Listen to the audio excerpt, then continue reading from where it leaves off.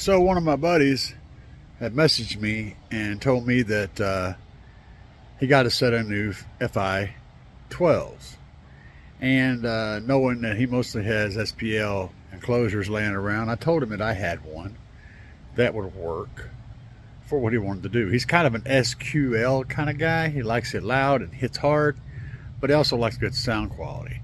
And he does lots of trading. So I told him, hey, I got a box. Let's talk about some trades. I could trade with you, hook you up. And we discussed it, and that's what we're going to do.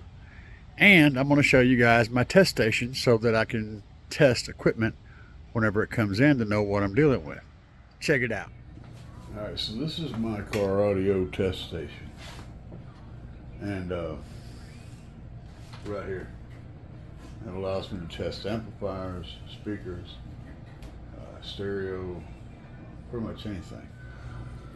So right here I have my leads to plug in power and ground, and my remote wire. Let me turn that down. And RCAs and the speaker wire. The speaker wire goes to this little guy here, just sitting there chilling to the side. RCAs go to the stereo, so I can test the stereo with an amplifier, or I can test one with a speaker, or I can test an amplifier, speaker, stereo.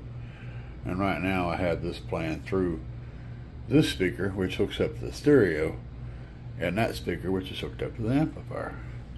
Real simple. And how I do that is I have a computer power supply under there, and you take the main harness of that computer power supply, and you look for a green wire on that big harness and a black wire, any black wire. You connect the green wire and the black wire together, and that turns on the power supply. Then you just have to take your 12 volts or your voltmeter and find your 12 volt outputs. So you can see grounds here and those yellow ones there. That's coming out of the power supply. The yellow is 12 volts. I got them running over to a little fused distribution block. So I have ground and positive running to that, then outputting to whatever I want it to. Now I've added this battery over here, but I can put different batteries over here too. And this one's just off of an old drill. And right now it's in the circuit, so it's actually getting charged. But I can touch that and take it out of the circuit, so it's disconnected. Again, I'm testing this idea of adding a battery to this, but it is functioning right now. So then I have these little caps right here that are stuck under the amplifier. I put those on the end of my cables so that nothing's touching anything. They're just radio antenna, CB antenna caps. So you get a couple of these guys, and they fit right on the end of a 4-gauge wires. Pretty cool. And that's what I used to cap it off so that there's no, they're insulated. But that's the setup, and everything works just like it's supposed to. And I use this to test amplifiers. I get them. You see the amp is on right now. And the radio is all getting power from that computer power supply. Now you ain't gonna be able to crank it up real loud, but you can see it puts out. It puts out 12.1 volts, but with the amp and the stereo hooked up to it, it drops it down to 12 volts even. But it works just fine for testing stuff out. Find out if it works or not. That's always a good start before you go to installing if you got a used piece of equipment. Anyway, I'm going to be using this today to test an amplifier that is incoming from a trade. So I'll show you guys whenever I get that in. Now this is what we're trading. A sub box made for 212s, tuned for about 34-35 hertz. And it's a nice box, very clean.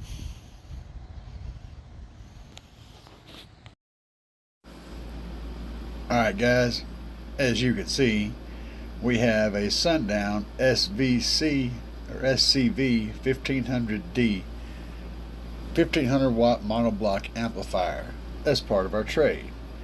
I tested it out with the system I showed earlier, and I also have 2 of these 3.5 inch Harmony Audio coaxials, and they sound pretty dang good. Good sounding little speakers. But there's one more cool item I'll show you. This thing. Now you can Bluetooth connect to this from your phone, or you can connect with these inputs on the back here, coaxial and fiber optic and a computer deal, and you've got 2 outputs back here, so you can connect a left and right output and you can output, or you can output through this headphone jack, which is currently hooked up to my headphones and rocking that, and man, they sound really good.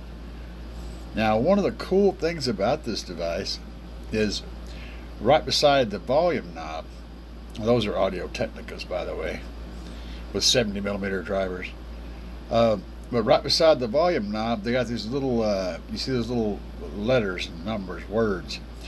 What that is is whenever you're playing a file, it will show you what the bit rate of that file is that you're playing, so you can see how good of a quality the item is that you're playing, which is very cool.